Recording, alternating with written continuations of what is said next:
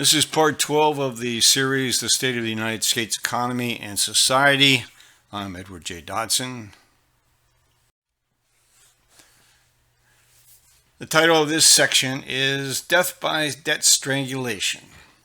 Throughout most of history, commerce has depended on the use of credit, particularly when large quantities of goods are involved.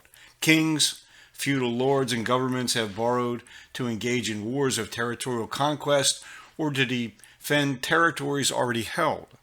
The stability of our economy today is dependent on the continuous access to affordable credit and direct loans by business, government, and individuals.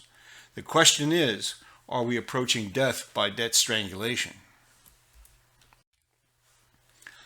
A few comments on the role of money, credit, and debt in human history will be useful. The Crusades turned the Mediterranean into a vast trading area dependent on the use of gold and silver coinage and credit, bringing about the end of feudalism and its self-contained economies. As peasant farmers were charged money rents and taxes instead of a large portion of crops harvested, land also became a commodity to be bought, sold, and mortgaged. Debt became a constant feature of expanding commercial and civic relationships. For centuries, the banking families of the Mediterranean states provided the credit to fuel economic expansion and wars over territory and natural resources. The next great leap forward in the world's global economic structure was the establishment of the Bank of Amsterdam as a deposit bank, its receipt money circulating throughout Europe and beyond. The bank held the coinage of its depositors as full backing for the paper receipts issued.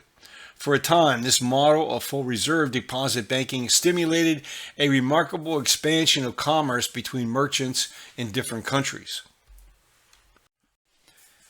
Today's global economy functions mainly on the use of digital monetary transfers. Central bank notes are issued independent of any reserves of gold or silver coins or bullion. The paper currency we hold or the balances we own in banks have a constantly changing purchasing power. They are, in a sense, promises to pay nothing in particular. By declaring central bank notes and their digital equivalent as legal tender, government is able to raise needed revenue via taxation, from fees charged for the private use of public lands and other fees in exchange for competition limiting licenses. Whether for business-to-business exchanges or business-to-consumer commerce, risk must be properly assessed and priced by credit issuers, or things do go quite wrong.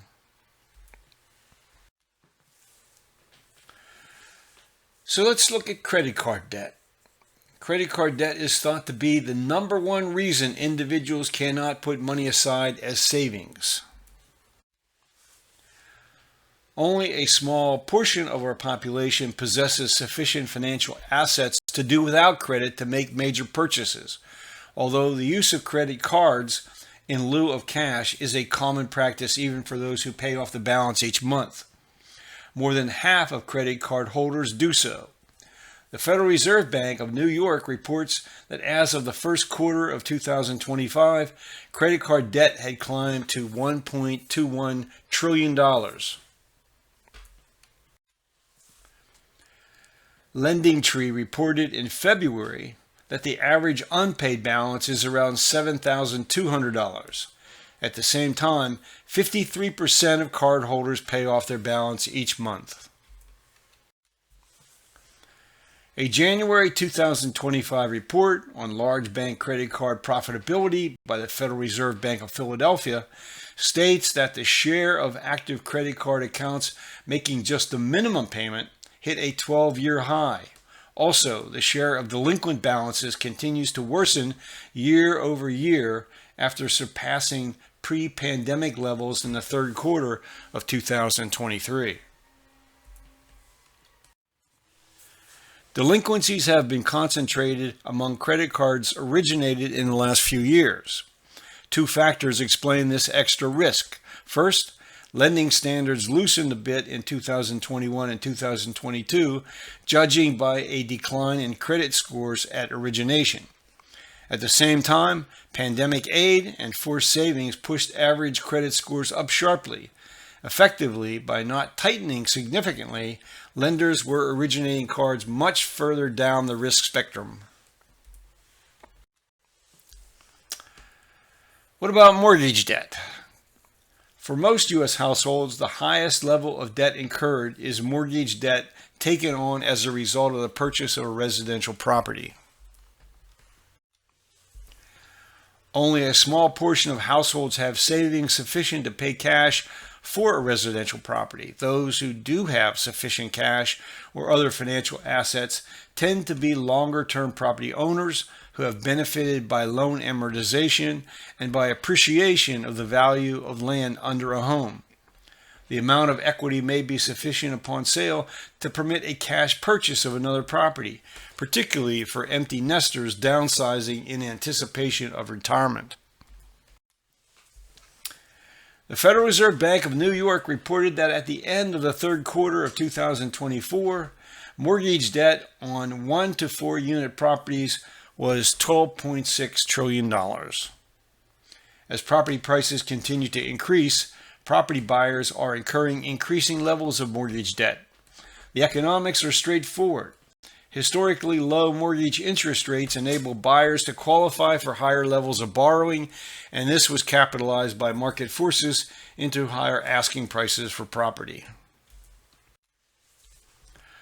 Fourth quarter 2024 data from the Mortgage Bankers Association shows that while delinquencies on conventional mortgage loans remain near historic lows, the delinquency rates on FHA and VA guaranteed mortgage loans are increasing, and increasing at an accelerating pace.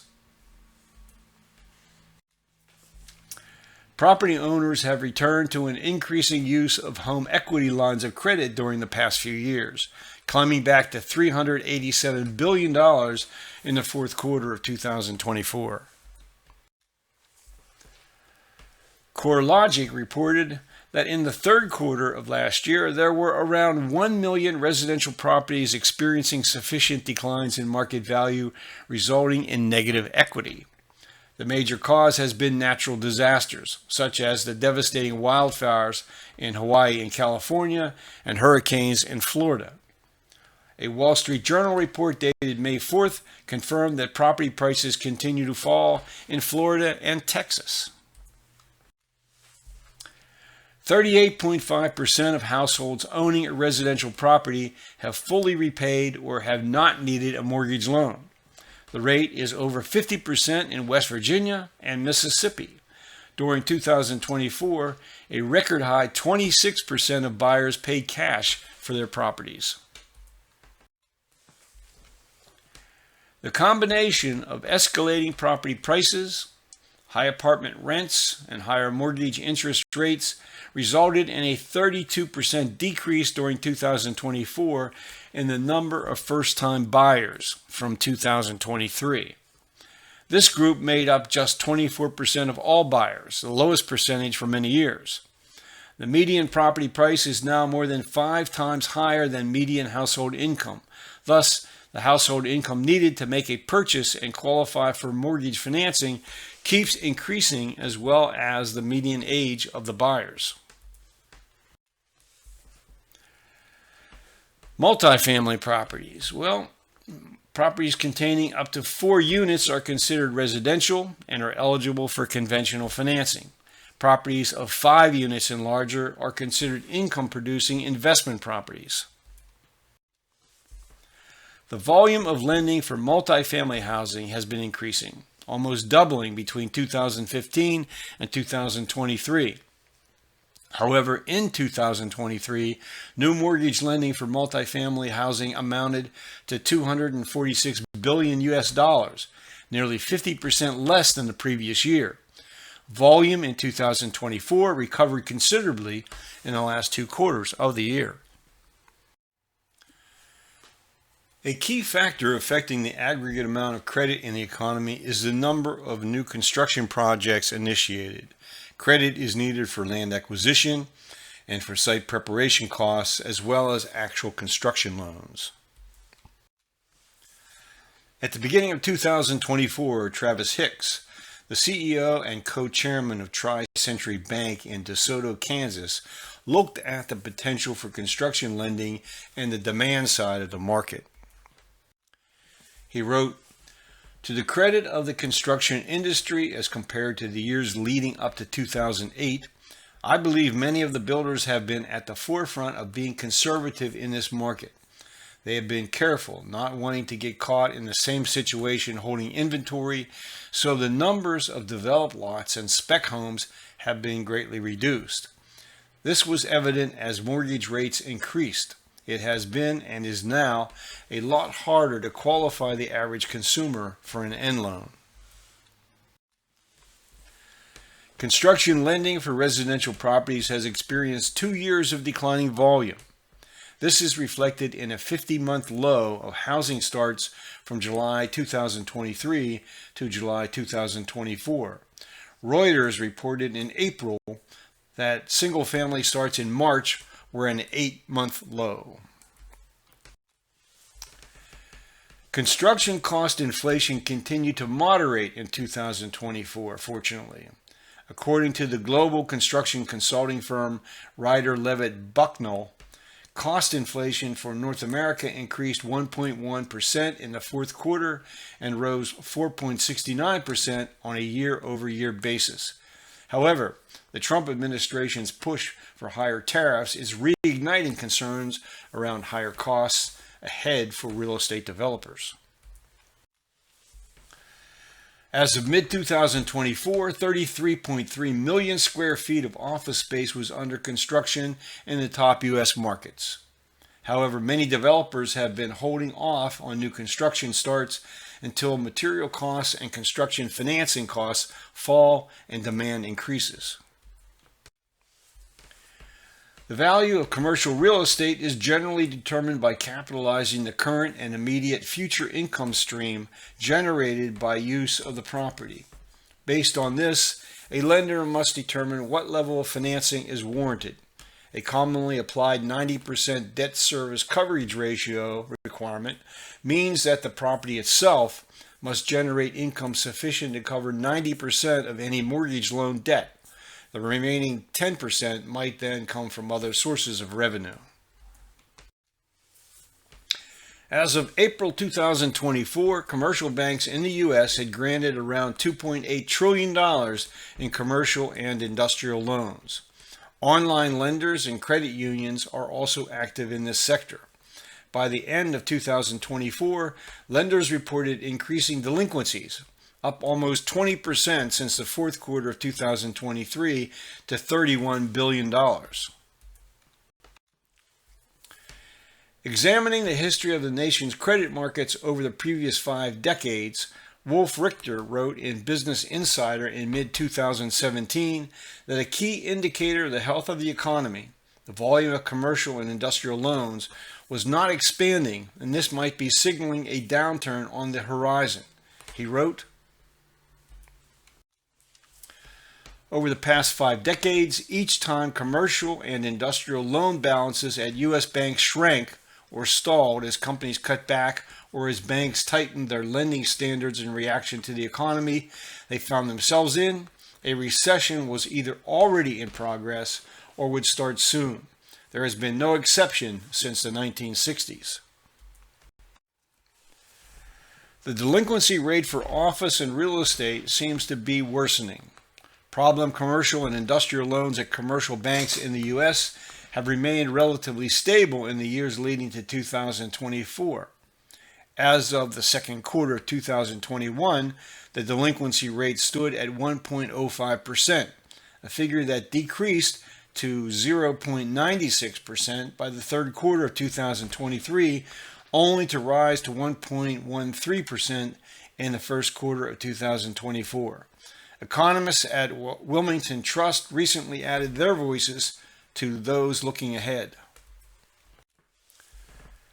Tariffs, immigration policy, and the trajectory of federal deficits could, in our view, set the U.S. economy back a few spaces.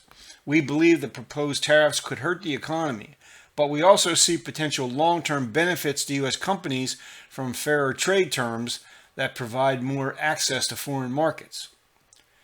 So, slow growth, but with fairly significant politically caused risks. The Mortgage Banker Association warns that nearly $1 trillion in loans will mature in 2025. If borrowers have difficulty refinancing, delinquencies and foreclosures could escalate. Automobile debt. We are an automobile-dependent nation, and that will not change anytime soon. About 1 in 4 people pay for a new automobile with cash. 3 out of 4 financing the purchase. U.S. auto sales totaled nearly 16 million vehicles in 2024, the highest sales volume since 2019. Ford and GM combined for 4.8 million out of the total. Stellantis, that is Jeep, Ram, and Dodge, were down 15% to 1.3 million sales. And at the end of 2024, the total amount owed for loans on vehicles in the U.S. reached $1.57 trillion. As of January 2025, 6.6% of those who financed the purchase of an automobile under subprime terms were at least 60 days past due. This is the highest level since Fitch Ratings, which monitors delinquencies, began collecting data. For borrowers who obtained conventional financing, serious delinquencies were reported to be just 0.39%. According to Cox Automotive, 2024 marked the highest annual automobile repossession rate in more than 10 years, with around 1,730,000 vehicles taken back by lenders. Some 2.3 million borrowers actually defaulted on their auto loan. In 2024, auto repossessions increased 23% in the first half of the year, compared to the same period in 2023. Over 1.2 million cars were repossessed in 2022. This increase indicates that more people are struggling financially and having trouble to make their car payments. During the first quarter of 2025, 1 in 5 new car buyers financed their purchase over a period of 7 years. There is yet one additional part of the credit market that involves automobiles. A study released in May of 2016 by the Consumer Financial Protection Bureau reported that individuals who put their cars up as collateral for short-term emergency loans are being charged interest rates as high as 300 or even 400%. 1 out of every 5 of these loans results in the borrower's automobile being repossessed. Now let's take a look at student loan debt. Around 20 million people are attending colleges and universities in the United States. Some 12.5 million students are under age 25, and 7.5 million are 25 years old and over. Total student loan debt is now over $1.77 trillion, owed by some 45 million persons, with an average federal debt of $38,375. As of 2023, more than 3.5 million Americans aged 60 and older owed over $125 billion in student loans. This was a 19-fold increase in debt and a 6-fold increase in the number of borrowers since 2004. Under the law, the government can garnish Social Security benefits and tax refunds to recoup defaulted on student loan debt. According to recent data, a significant portion of student loan borrowers over the age of 65 are currently in default, with estimates showing nearly 40% of borrowers in this age group facing defaulted student loans. This means a large number of older individuals are struggling to repay their student debt, potentially impacting their Social Security benefits due to offsets. The question to be answered is, what is the cause or causes of the dramatic increase in student loan delinquencies? One cause is the financial inequality of people of different races and ethnicities and the different pressures they experienced during the COVID-19 pandemic. For these and other reasons, over the past 20 years, 50% of Black and 40% of Hispanic student loan borrowers defaulted on their loan, compared with 29% of whites. For-profit colleges market to older adults and other non-traditional students who often take on huge student debt but often do not end up completing the program or obtaining a degree. The result is that they do not then earn an income sufficient to pay off the loans. The National Center for Education Statistics, NCES, reported that more than half, 52.5%, of students at for-profit schools who started repaying federal student loans in 2003 and 2004 ended up defaulting at some point within the first 12 years of repayment. That's about triple the default rate for four-year private but nonprofit schools, 17.6%, or four-year public schools, 17.4%, during the same period. Current statistics gathered by the nonprofit Complete College America indicate that fewer than 20% of community college students earn an associate's degree in 2 years. An action plan coming out of their November conference identified what participants believe is at stake. For too long, Americans have tolerated a two-tiered higher educational system that perpetuates both privilege and inequity. A small number of elite institutions prepare a select few for lives of leadership and influence. Meanwhile, the vast majority of students, and most historically excluded students, are left to navigate a landscape of underfunded public colleges while incurring mounting debt. When higher education reinforces rather than decreases economic polarization, it undermines democracy. Treating higher education as a private good rather than a public one undermines the very foundations of a participatory democracy. This approach has created a higher education system that not only is unjust, but also is helping fuel the country's current democracy crisis. There are corollary cost contributors that drive up the cost of a college education. Students take unnecessary, non-degree related classes because students want a break from the academic rigor of their majors. Also, fully 60% of students transfer from one college to another and lose credits towards graduation. Students frequently need a class that is either full or otherwise unavailable. That may leave them short of credit hours sufficient for scholarship and grant requirements. Therefore, students take classes they do not need simply to generate a credit hour load for financial aid purposes. Let's take a look at the situation for senior citizens in our society. So, what are senior citizens to do? Well, for many seniors in our society, in addition to benefits under our Social Security system, their one other important potential source of income is the equity they have in a residential property.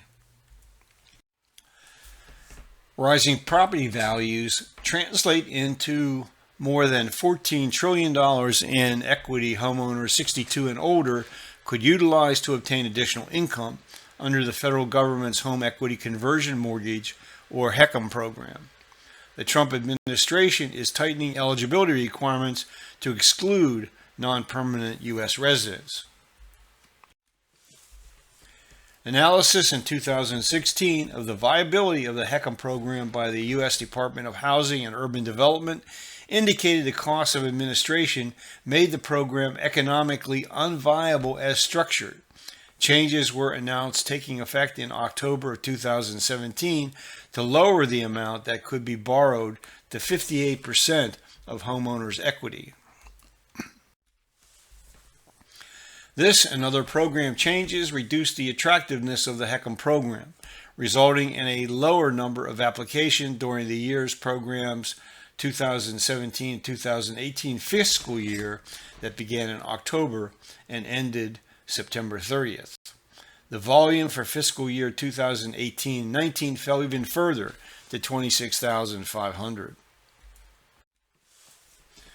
The number of reverse mortgages in the United States decreased from 31,274 in 2019 to about 20,000 in 2024. The declining volume in 2023 and 2024 occurred primarily due to rising interest rates. Another important factor is the high upfront mortgage insurance premium associated with HECM loans. Mandatory purchase of HECM loans by the servicing lender almost doubled in 2022 over 2021. The reason this occurred is the effect of rising interest rates and the accrued interest being capitalized into outstanding principal. Purchase out of a pool is triggered if the loan balance reaches 98% of a preset amount. And now let's look at the real elephant in the room, government borrowing on our behalf.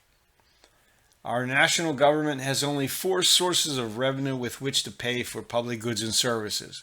First is taxation.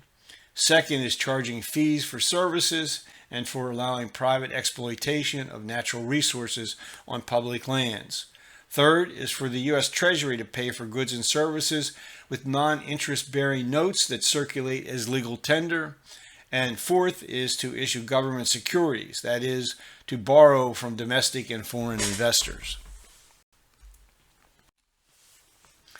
Local and state governments have all the same options as does the national government, except that states are prohibited from issuing paper currency. Local community organizations, however, can issue their own currency, and a growing number are doing so because of the shortage of national currency circulating within their community. The longer-term ramifications of continuously funding public expenditures by the issuance of bonds is of great concern to some, of almost no concern to others. Back in January of 2019, the new chairman of the Federal Reserve Board of Governors, Jerome Powell, expressed his concern at the Economic Club of Washington, D.C. Powell stated, "From the Fed's standpoint, we're really looking at a business cycle length. That is our frame of reference. The long-run fiscal non-sustainability of the U.S. federal government isn't really something that plays into the medium term that is relevant for our policy decisions. However, it's a long-run issue that we definitely need to face and ultimately will have no choice but to face." At the time, the national debt was nearing $22 trillion. Economists were then and still are engaged in endless debate over the debt's threat to the U.S. economy. If the history of the nation's property markets continues to repeat, as I think the evidence supports, then 2026 will be the year when our property and financial markets will experience unmanageable stresses. On February 11, Jerome Powell offered the Federal Reserve's evaluation of what has been accomplished by its close management of the money supply. The economy is strong overall and has made significant progress toward our goals over the past 2 years. Labor market conditions have cooled from their formerly overheated state and remain solid. Inflation has moved much closer to our 2% longer run goal, though it remains somewhat elevated. And what about the continued escalation of the national debt?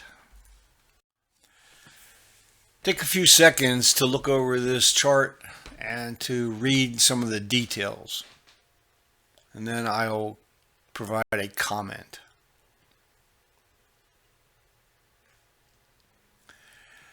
The national debt of the United States has now surpassed $36 trillion, as noted. If the yield on government securities is 3%, the amount of revenue required to service the debt, that is, pay investors the interest, is $1.08 trillion annually, provided the debt does not increase and interest costs do not rise. Despite the discharging of thousands of federal employees and reduced funding to many departments and programs, there is no expectation that the national debt will stabilize, let alone begin to be paid down. As of December 2024, the U.S. debt had risen to 124% of gross domestic product. In January of this year, the Congressional Budget Office forecasted that by 2029, the federal debt would surpass 100% of gross domestic product, reaching $45 trillion, then continue rising to 118.5% of GDP by 2035. Since the early 1980s, the federal government has borrowed and spent, somehow expecting that a lowering of marginal tax rates on high-income individuals, on business profits, and on gains from the sale of financial and other assets would generate enough revenue to balance the federal budget and eventually pay down at least some of the national debt. This has not been the case.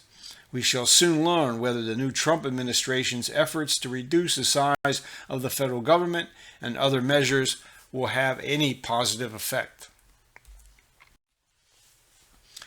If the interest costs on government debt do continue to increase, the debate over tax increases will have to be renewed, perhaps after a change in parties with a majority in the U.S. Congress. It is likely that a political solution will be to impose new taxes on consumption rather than shifting the burden of taxation to unearned economic rents, as some of us argue is the necessary systemic reform. An analysis by the Congressional Budget Office forecasts that over the next decade, more than 14% of all revenue the government is projected to collect will be sucked up by interest payments. This will be higher than total Medicaid spending, will be equal to half of Social Security benefits paid out, and nearly equal to total defense spending. The United States is in need of a real program of comprehensive tax reform, once and for all, finally beginning to collect unearned economic rents from the many natural assets generating these rents. Simultaneously, one part of the solution would be to adopt fully amortizing bonds as the means of refunding maturing debt. These bonds would pay the bondholders both interest and principal so that when the bond matures, the principal is fully repaid. Of course, far more revenue would need to be raised than is now being raised. A bold alternative solution to the debt problem is to require the Federal Reserve to write off all federal debt on its books. After all, the money to invest in federal securities was created out of thin air. Then, new money could be created by the Federal Reserve to gradually pay the principal on federal securities as they mature, retiring the debt. Once the above process has been completed, money creation could be returned to the U.S. Treasury, authorized to issue whatever amount is necessary to balance the federal budget. This money would be channeled to government departments to be spent into the economy. The ideas presented in the previous two slides come from a group of economists and others who have given serious thought to solving problems associated with our systems of money creation and the use of borrowing to pay for the cost of public goods and services. These individuals do not fully agree with one another's analysis or proposals, but they loosely comprise proponents of what is referred to as modern monetary theory. Stephanie Kelton is a professor of economics and public policy at Stony Brook University. She is a leading expert on modern monetary theory and a former chief economist on the U.S. Senate Budget Committee, when chaired by Bernie Sanders. Professor Kelton advises policymakers and consults with investment banks and portfolio managers across the globe.